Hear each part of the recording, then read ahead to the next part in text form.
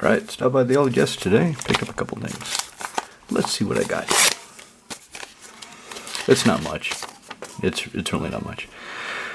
Okay, so I got Clever Concealment for Saskia. As I said when I described her video, when I explained her, Clever Concealment is better with the token strategy than Ghost Away or Semester's End, because they phase out. The permanents phase out, they don't get exiled. If they're tokens, they get exiled, they don't come back. And that could make you cry. Okay, Arachnogenesis. So I have the full art version that's in Edric now. So I got this one, so I have both arts. I have both versions of the card. So this one is going into Saskia. 2 green, instantly fog, kind of. Create X, 1/2 green spider creatures. Where X is the number of creatures attacking you. Prevent all combat damage dealt this turn by non-spiders.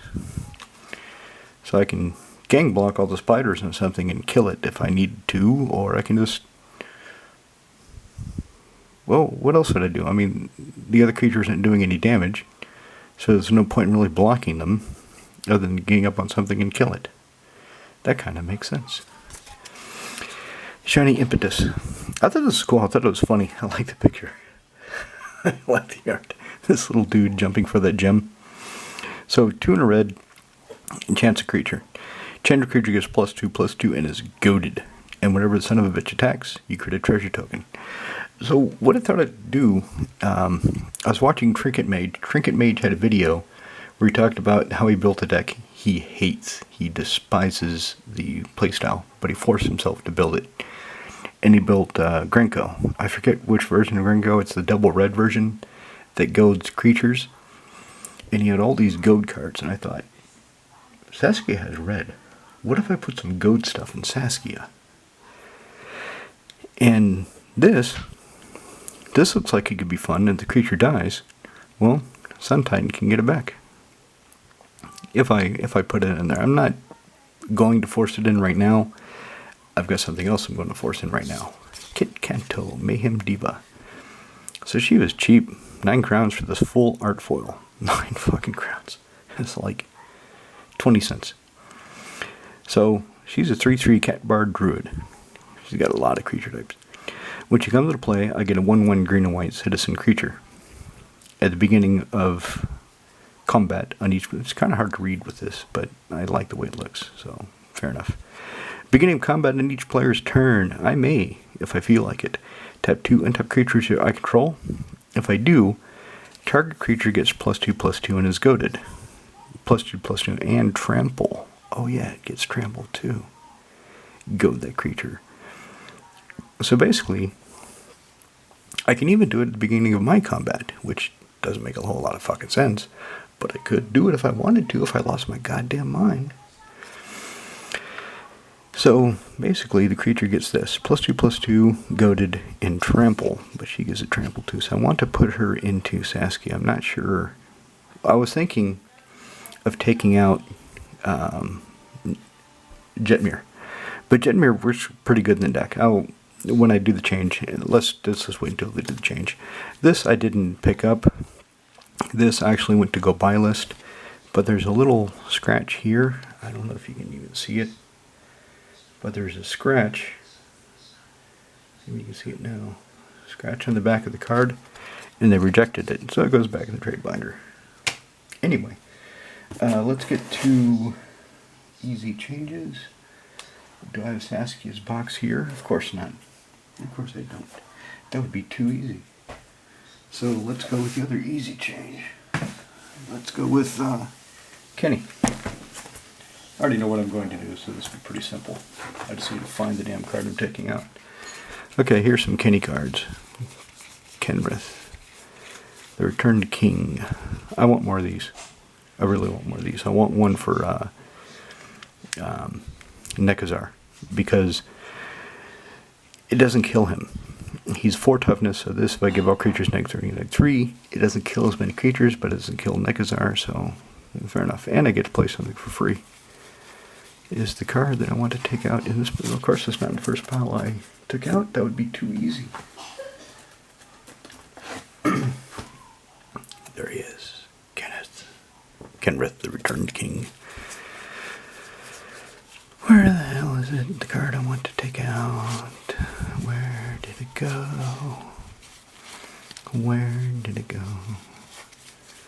It's not in the pile either. Fucking fantastic. This has got to be the last 20 cards at the bottom of the deck. It has to be. And there it is. So I'm taking out Sanguine Bond. And you might say to yourself, out of your goddamn mind? Sanguine Bond and Kenrith go really well together. So whenever I spend 2 white and I gain 5 life, target opponent loses that much life. That's called value. But I found something better. So Tainted Remedy, of course it doesn't, if I gain life, it's not an ancillary effect. It's basically spend 3, target opponent takes 5 points of damage. Yeah, and if they would gain life, they'd lose that much life instead. So that sounds like a better idea, don't you think? So Tainted Remedy goes into Kenrith instead of Sanguine Bond. I think that'll work out better. Lowers the overall CMC of the deck too. Alright, so let's get to the other change I know I want to make. I don't have the Saskia box here with me. I would have to go get it. It's in the other room. But the video is running, and you're waiting, and you're not patient, because you're Magic players. Magic players are not patient. Hurry up, you done with your turn yet? Yeah, son of a bitch, you're taking too long. Quit playing with your cards, play land, and go. Okay, so this is going to be a bit longer. Because I don't know what I want to take out. I know what I want to put in. I want to put in Loot. Exuberant Explorer. So Looty Booty, cost 2 and a green, 1/4. I could play an additional land each of my turns. 6, tap, look at the top 6 cards in my library. I could show everybody a creature card of CMC less than or equal to the number of lands I have, and throw it into play. Put the rest in the bottom in random order. I want to put him in there. So Acreage to Digging Zurakondo is my super life gain deck where toughness matters. So the commanders themselves don't display the toughness matters theme. They display the creatures opponents control without flying reach can't block my weak creatures, weak power creatures theme. And whenever creature I control deals combat damage to a player, I gain life equal to its toughness. So life gain and combat trick. So what do I want to take out for loot? Let's see if there's anything obvious. Okay, Welcome Me Vampire. The deck, every creature except for 2 and Daxos, he will change over the course of the game. The toughness is higher than its power. That is a theme of the deck. That is a critical part of the deck. So, Welcoming Vampire, she doesn't trigger on everybody, but she triggers on most of my creatures. Like that guy. And that guy. And that guy. And that guy. So I should quit saying that guy and actually look at the damn cards and think what I want to take out for loot. I don't necessarily want to take out a creature, but I will if that's what comes up. Erebos, God of the Dead. Your opponent's game. There we go. That's part of the... I've got 4 of these effects. I only know of 4. If you know of more, please do tell me. As long as they're in absent colors. Otherwise, they're useless to me. If there's a blue creature that causes creature to assign combat damage according to toughness rather than power, and it's blue, I can use it. Ain't in my color identity. This guy is fucking fantastic in this deck. Oh, he's hilarious. If I get him down early, when everybody is casting ramp spells and mana rocks, oh, he does a lot of damage. I gain a lot of life. Putrefy. I picked up an Assassin's Trophy. That would be better than Putrefy, but I have the matching Mortify. So even though it's better, I don't necessarily want to take out Putrefy for it, because it matches the Mortify. Tap target land, Loyal Unicorn. Beginning of combat of your turn, if you have your commander, for no combat damage dealt to creatures you control, and the other creatures gain vigilant. Okay, that's pretty good. Crackdown is good in this deck. Yeah, non-knowing creatures power through get or don't tap during the controller's untap step. Sapling of Kofanor, Worldly Tutor, the Death Star. Yeah, it's a life gain deck, so I want some finisher. And this is a good... I think I've only had it in play twice. And I think I only was able to use it once. But it's still a good component in the deck. Vito. Hey, Vito, how you doing? Kitty cat. Yeah. There it is, Bedrock Tortoise. My creatures assign combat damage according to toughness rather than power. Not my opponents. Duran says all creatures. And Soul is pretty good in this deck. Well, I'm only halfway through and I haven't really found any solid candidates yet. Droning bureaucrats. This guy's funny. So, one time somebody had a bunch of 6 mana creatures that could really stomp into me. And he went to attack. Okay, before you attack, each creature who CMC 6 can't attack this turn. He's like, what? Let me see the card. I showed him the card, and he's like, son of a bitch. I'm like, yep, you can't get me this turn. Hand of Justice. Maybe I should take out Hand of Justice. I mean, he's expensive. But he does, you just tap 3 white creatures to destroy any other creature. He's pretty good. Wave of Reckoning. So almost all my creatures, the only one that has equal power and toughness constantly is Auric Champion. No, the Soul Warden. I've got Soul Warden in here. I think I took the Auric Champion out. But this, when all the creatures punch themselves in the face, my creatures survive because they've got high toughness. And I don't think any of them have death touch. I better not put in anything that gives them all death touch. That would be a bad idea. Anyway. Yeah, this bastard. Yeah, her. Twice. Long Pete has cast that spell where everybody chooses a creature. That creature gets a token on it. The counter means that creature cannot attack Long Pete and destroy all its creatures. Twice he has cast this when I have had Lisa in play. So twice I've chosen Lisa. Okay, Lisa can't attack you. But I get all my creatures back. In my hand, but I get them back. She's pretty good. Slagworm Armor. There's the Mortify, the matching. It's not the same set, but it's the same block, and they're both foil. Rashad and Bashir. Each creature you control. So again, he doesn't give my opponent's creatures this ability, only mine. Which, if anybody plays haha, it's feathers to laugh, is going to be really bad for me. I mean, really bad. I'll have a bunch of 1/1s. I'll have to kill that son of a bitch as soon as I see it. Big Monkey. Big Monkey has to stay in because I took out Aura Shards for Big Monkey. Because when I cast a creature spell, I can destroy an artifact or enchantment with him. And since I don't have Aura Shards, I still want that ability. So Big Monkey it is. Exploration. Now, this comes down early. If I have the lands, I want to play them. Loot says I can play. He does this. I can play additional land each of my turns, but he comes down on turn 3 at best, maybe turn 2. So maybe I would take out Exploration for Looty Booty.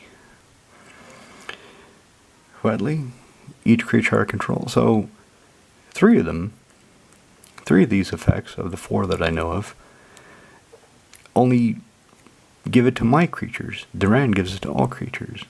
That's interesting. I didn't realize that. Pelissé Giant. Kind of want to keep her. Soul's Attendant. Yep. Although I'm not really playing that many creatures, but I need some early creatures and gain life. Look, this guy is fantastic. I love this guy in this deck. Never creature controlled off flying dies. Return to the battlefield under its owner's control. The flying counter on it. Attempt with the discovery. Yes. Will not get rid of that. Blinding Angel.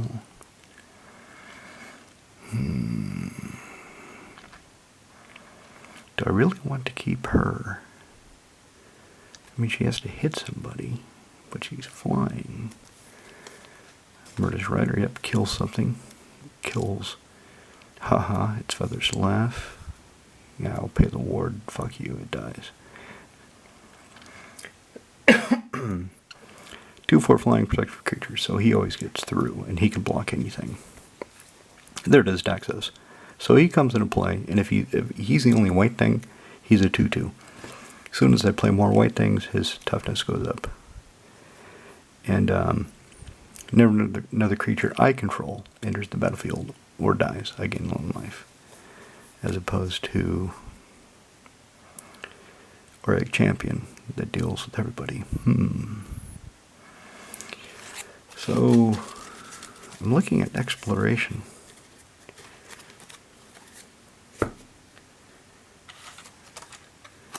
What if I took out exploration for Looty Booty? I should probably keep both in there so I've got double the effect. But I don't have a lot of card draw in the deck. So it's not like I'm getting a lot of lands anyway. This is really good in the first few turns. He's good. I'm going to have more lands. How many lands do I have in the deck anyway? Let me check. How many lands do I have in Acre Siddiqui Shidar Kondo? Sorry, I know this is the fun part. Always looking up his fucking Moxial deck list instead of talking to us and showing his cards. What an asshole. Yeah, I know, I'm sorry. I have 38 lands.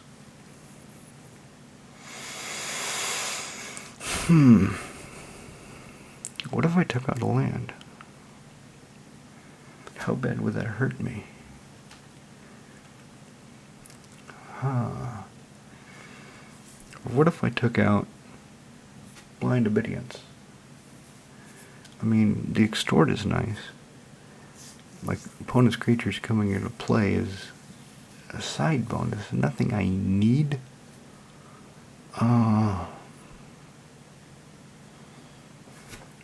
Crap, what am I going to take out? Tithe is good. It finds me planes, finds me Triome. Do I have a Triome in here? Do I have the... what the hell Triome is it again? Inditha. Yeah, I've got an Inditha Triome in the deck. I have the Sylvan Library and Cincy's Divining Top. And the reason I have both, one is for... well, loot doesn't matter because I'm going to look at 6 cards. So, redoing the top of my library to loot doesn't really matter. It's mainly for the Sapling of Kofanor, because whenever she attacks, I reveal the top card of my library. If it's a creature, I lose life according to its power, and gain life according to its toughness, and then put it in my hand. Do I have anything else that cares about that sort of thing? Do I have any of the creatures that give a shit? I don't think so. Doesn't look like it. No. No, so... I guess dropping Sylvan Library, because exploration can speed me up if I get it on turn 1, play green, play exploration, play another land. So that'll get me going faster. So So I should keep that.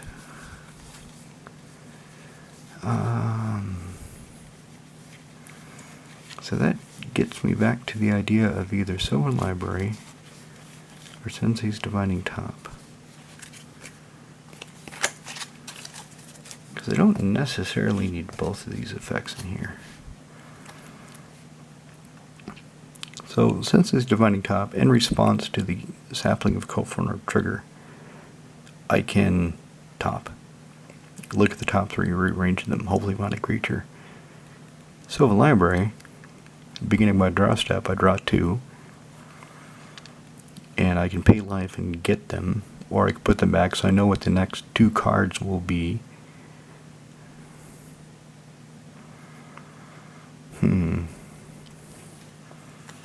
Which of these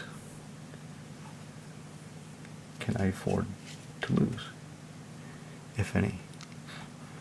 Still looking at the deck list.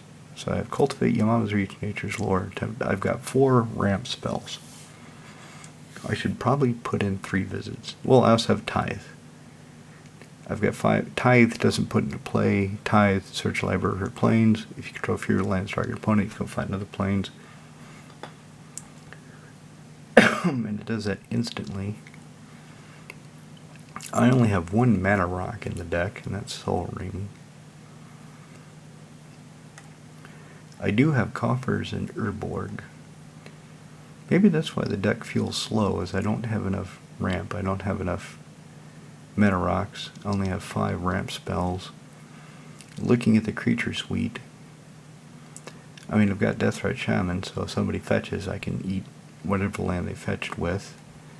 I've got Llanowar Scout. I could put a land card from my hand onto the battlefield by tapping him. I've got Cross and Restore. I can tap her to untap target land. I have 35 creatures. I don't want to go down anymore. But I do want to put in loot. So which of these 2? Okay.